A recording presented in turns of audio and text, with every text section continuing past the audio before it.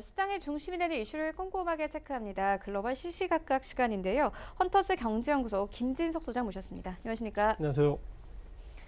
네, 먼저 첫 번째 이슈부터 시작을 해보도록 하겠습니다. 저희가 헤드라인으로도 좀 전해드린 내용이기도 한데요. 트럼프 대통령이 이 비교적 발전된 나라가 WTO에서 개발도상국 지위에 따른 혜택을 받으면 안 된다 이렇게 강조를 했습니다.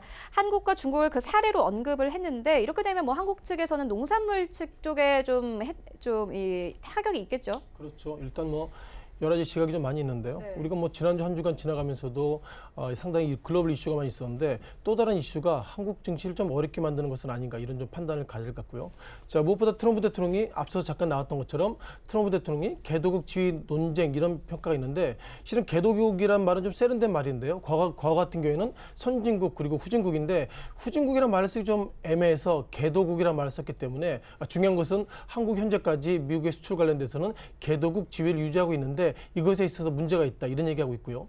또한 생뚱맞게 왜 지금 이 시기에 트럼프 대통령이 개독지에 대한 논란을 하고 있다는 거 보면 몇몇 페이퍼의 기본적인 내용들은 내일부터 열리죠. 중국 상하이에서 일단 미국과 중국의 무역 협상하는데 그때 미국 측이 어떻게든 우위를 점하려고 하는 것은 아닌가 이런 상당히 엇갈린 그 이슈가 있다 보겠습니다. 자, 그러면 트럼프 대통령이 어떤 얘기했는지 트위터를 통해서 트럼프 대통령의 어떻게 보면 이번 개독 관련돼서 색깔을 좀 잠깐 좀 볼 수 있다 보겠습니다.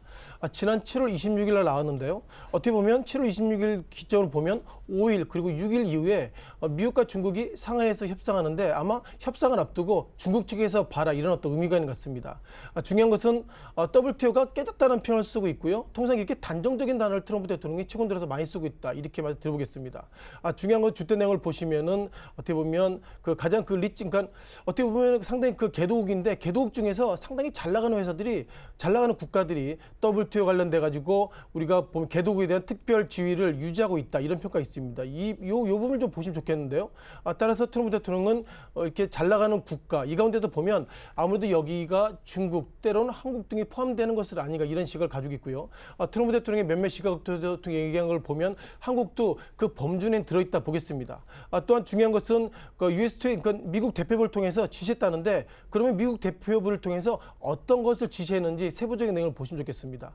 자, 홈페이지에 대한 내용인데요. 자, 통상 이 홈페이지가 미국 그 무역 대표 표현인데요.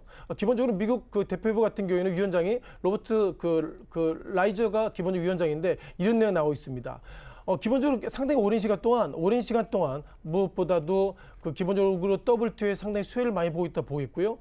가장 오래됐던 이 시점 보면 WTO가 1995년부터 시작했습니다. 그러니까 1995년부터 지금까지 상당히 어떻게 보면 돈 많은 나라라고 되는 거예요. 그러니까 1995년에는 상당히 돈이 없었지만 그 이후에는 상당히 잘 나가는 나라들이 기본적으로 WTO에 관련돼 가지고 상당히 보시는 것처럼 이 부분의 단어를 다시 한번 강조드려보면 개도국에 대한 특별 대우 이런 어떤 혜택을 받고 있기 때문에 이와 관련돼서 상당히 미국은 이것을 공정하게 할 건 노력한다 이렇게 평가를 가지고 있고요.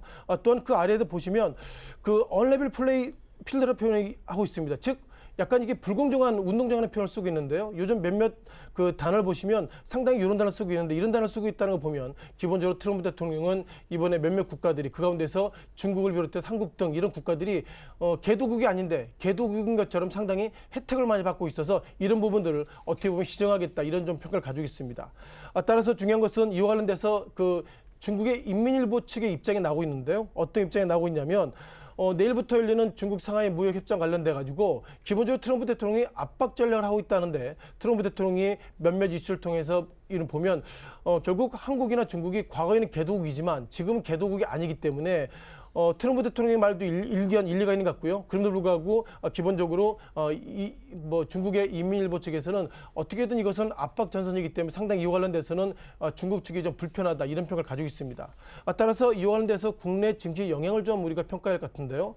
아직까지 뭐 여러 가지 평가가 있습니다만 이거는 가설을 전제라는 거 있습니다. 물론 기본적으로 정부는 기본 입장은 어떻게 보이냐면 결국 미국 측이 어떻게 보면 액션 이후에 90일 이후 그러니까 지난 시기에 7월 26일 플러스 90일 이후에 이후에는 이제 미국 측이 WTO가 어떻게 결정하든지 간에 미국 측이 독자적으로 어떻게 보면 고관세 부과하겠다 이런 평가가 있는데 한국 정부는 고관세 부과가 되면 그때 판단해 보겠다 이런 평가를 가지고 있고요. 몇몇 증권사의 어저께와 오늘 올라오는 페이퍼를 보면 기본적으로 농수산 이런 쪽 상당히 충격이 커지고 있다 이런 평가를 가지고 있는데 따라서 세부적인 섹터에 대한 말씀드리기 어렵겠지만 중요한 것은 한국이 일본발 수출 분쟁 그리고 WTO 개도국 특혜 중단 등 한국 어떻게 보면 중국발 때론 일본발 그리고 미국발 통상 압력이 상당히 좀 커지고 있는 국면이라고 말씀드리겠습니다.